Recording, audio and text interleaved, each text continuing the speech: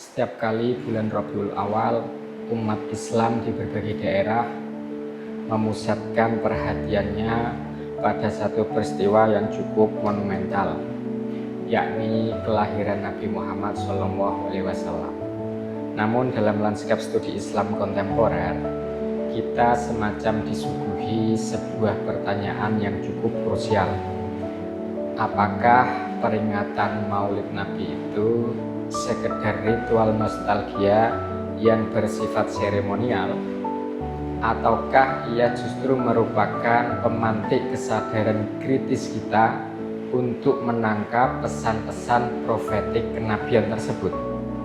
Untuk menjawab pertanyaan itu, kita tidak bisa melepaskan sosok Nabi Muhammad dari ruang dan waktu, sebab beliau adalah sosok historis, seorang figur yang nyata. Maka membicarakan Nabi Muhammad berarti membicarakan sejarah peradaban manusia saat itu.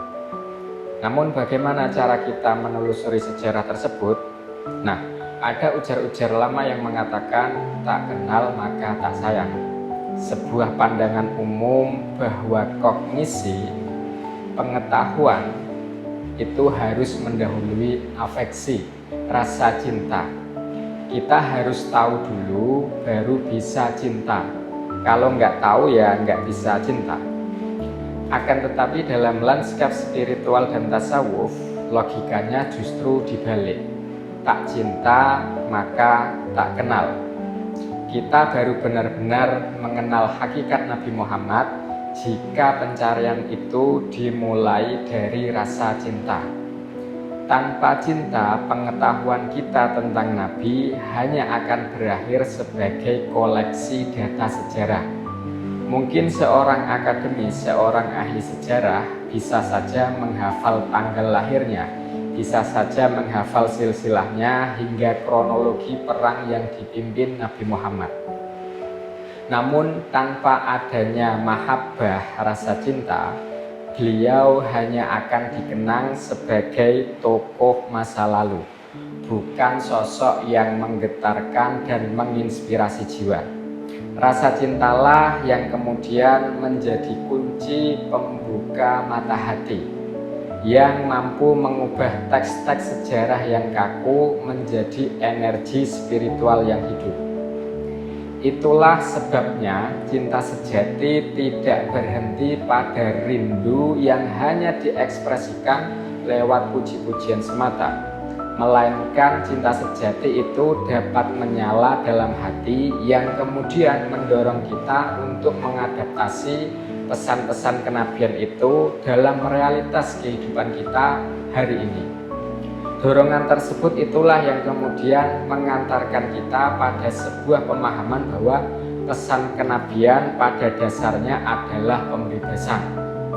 Dalam studi Islam, konsep tersebut dikenal sebagai aqidatut taharrur atau teologi pembebasan. Gagasan tersebut bukanlah konsep akademis yang mengawang-awang, melainkan realitas sejarah yang konkret, yang nyata, bahkan berdarah-darah.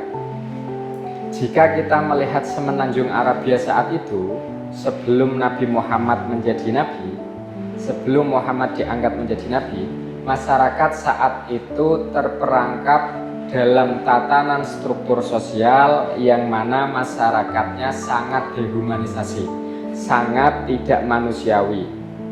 Bahkan Khalil Abdul Karim misalnya dalam bukunya yang berjudul Quraisy Minal Qabilah ila Daulah Al-Markaziyah mengatakan bahwa kehidupan mereka pada saat itu, masyarakat nomaden khususnya yang diistilahkan sebagai Al-A'rab, kehidupannya itu sangat bergantung pada budaya peperangan, pada pembunuhan, perampokan, dan bahkan perbudakan.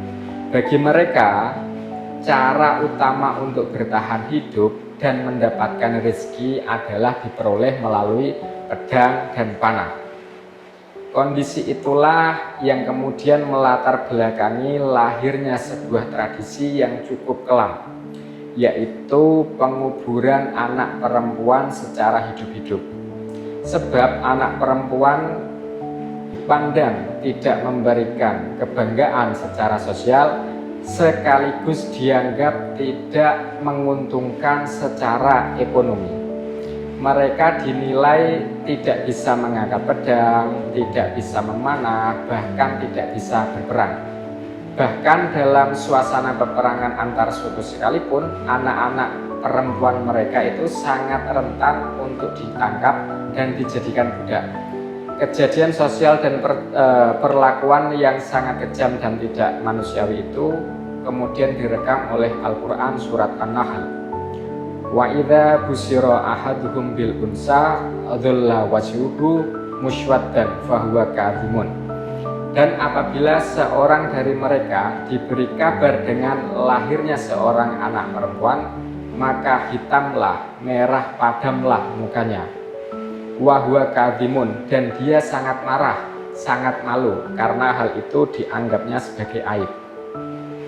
Kemudian Al-Qurtubi dalam tafsirnya Al-Jami' li Ahkamil Quran menegaskan bahwa tradisi kejam yang mengubur bayi perempuan secara hidup-hidup itu merupakan sebuah praktik yang terstruktur dari suku-suku jahiliyah saat itu. Beliau mengutip riwayat dari Qatadah. Qala Qatadah, kana Mudhar wa Khuza'ah yadfinuna al-banat ahya wa asyadduhum fi hadat tamin.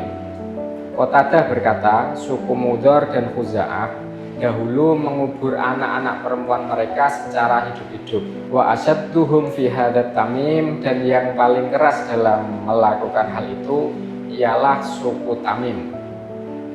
Tragedi penguburan bayi perempuan inilah wujud yang paling ekstrim dari apa yang disebut sebagai kaum mustad'afin. Mustad'afin itu berbeda dari du'afa. Kalau du'afa adalah mereka yang lemah secara fisik atau karena takdir, seperti orang sakit, orang miskin, atau lansia, atau bahkan kaum difabel. Sementara mustad'afin, mereka adalah orang-orang yang sengaja dilemahkan dan ditindas oleh tatanan sistem, murni karena kezoliman struktur sosial saat itu. Maka bayi perempuan di zaman jahiliyah itu nasibnya double apes. Secara fisik dia belum bisa apa-apa, belum bisa membela diri, tetapi secara sistem sosial ia dilemahkan. Sengaja dikubur hidup-hidup cuma gara-gara dianggap bayi perempuan tersebut tidak bisa diadu di medan perang dan cuma bikin beban ekonomi keluarga.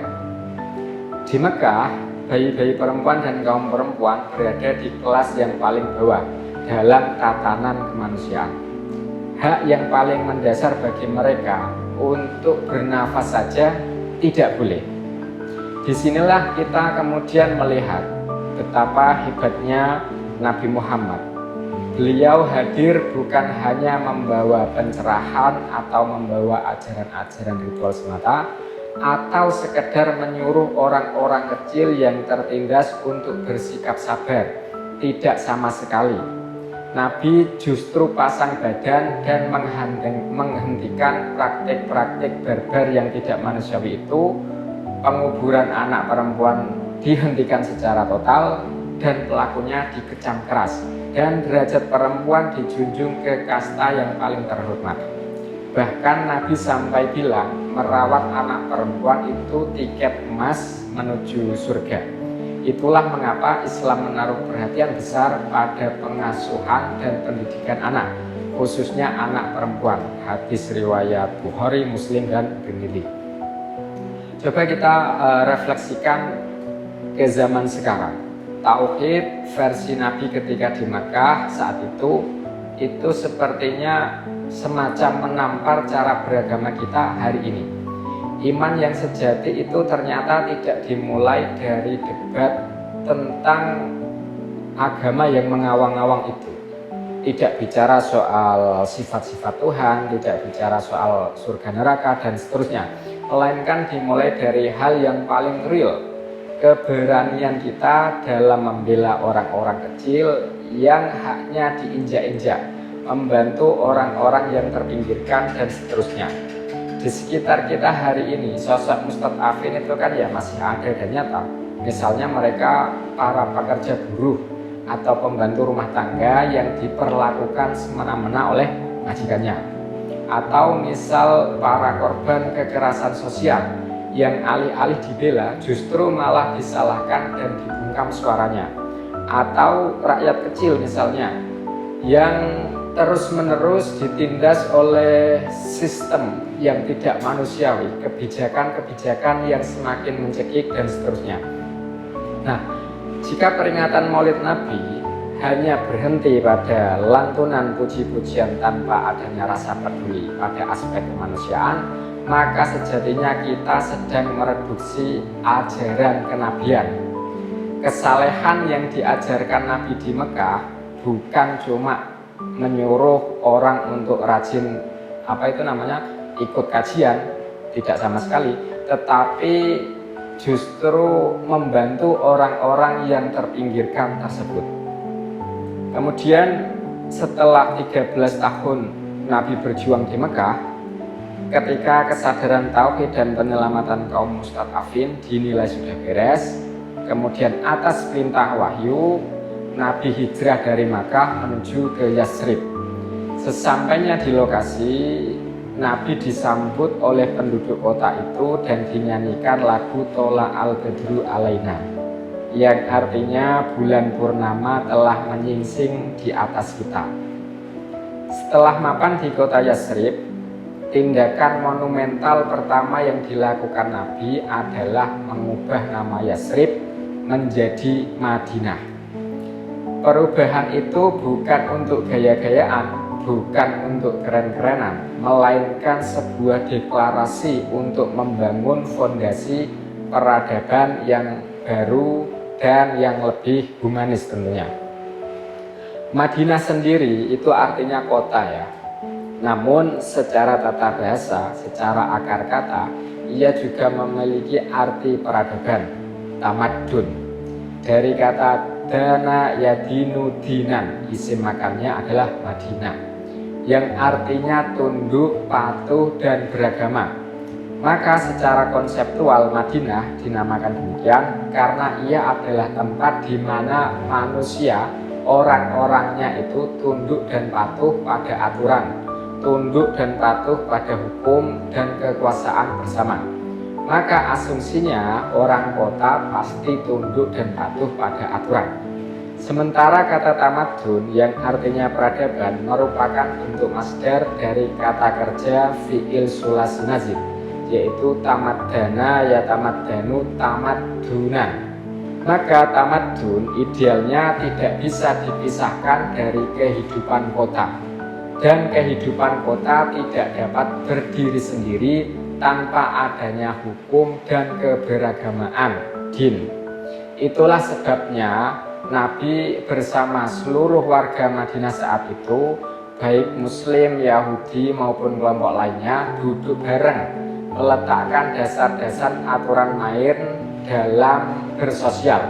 Aturan main itu kemudian ditulis di dalam dokumen dan disepakati bersama. Dan dokumen itu kemudian disebut sebagai Piagam Madinah atau Misakul Madinah. Lewat Piagam Madinah itulah nilai-nilai kemanusiaan dan pembebasan yang diperjuangkan Nabi ternyata tidak berhenti di tataran slogan saja, melainkan resmi jadi aturan hukum yang nyata. Nabi berhasil membuktikan bahwa Islam itu mampu melahirkan tatanan masyarakat yang paling keren di zamannya. Tatanan hidup yang menjamin kebebasan beragama, menegakkan keadilan tanpa pandang bulu, dan memastikan semua warga, apapun sukunya, apapun latar belakangnya, mendapatkan perlindungan dan hak yang sama. Nah, gerakan profetik dari Mekah menuju ke Madinah ini sangat selaras dengan gagasan cendekiawan Muslim, yaitu Hasan Hanafi. Dalam karyanya yang sangat populer itu yang berjudul Minal Aqidah ilas Saurah, dari akidah menuju ke revolusi, dari akidah menuju ke gerakan aksi, ke gerakan pembebasan. Hanafi memberikan kritik yang cukup tajam bahwa akidah tauhid itu tidak boleh cuma berhenti jadi doktrin hafalan semata. Akidah bukanlah sekedar pengetahuan teoritis, melainkan sebuah kesadaran historis yang memiliki energi keimanan untuk mengubah realitas sosial. Akidah itu idealnya harus membumi dan mampu bertransformasi menjadi kesadaran kritis dan aksi nyata membela kemanusiaan. Kata Hasan Hanafi, jika teologi klasik itu hanya sibuk memperdebatkan soal di mana Tuhanmu dan bagaimana sifat-sifat Tuhanmu, maka teologi pembebasan akidah taharur membalik pertanyaannya menjadi di mana posisi imanmu ketika melihat manusia ditindas dan diperlakukan tidak adil. Nah, Nabi Muhammad ternyata telah mempraktekkan gagasan Hasan Hanafi itu jauh sebelum teorinya dirumuskan. Jika tauhid di Makkah itu bekerja membongkar dan meruntuhkan tatanan jahiliyah yang menindas kaum mustad'afin saat itu, maka tauhid di Madinah mengejawantah menjadi sistem sosial yang jauh lebih beradab. Pada akhirnya, memperingati Maulid Nabi hari ini menuntut kita untuk mengambil spirit perjuangan Nabi Muhammad untuk mewujudkannya lewat aksi nyata. Membela orang-orang kecil, para mustad'afin, membantu orang-orang yang tertindas dan seterusnya, hingga bermuara dan menjadi pemantik keberanian kita untuk hidup bersama yang adil dan beradab. Cukup sekian dan terima kasih.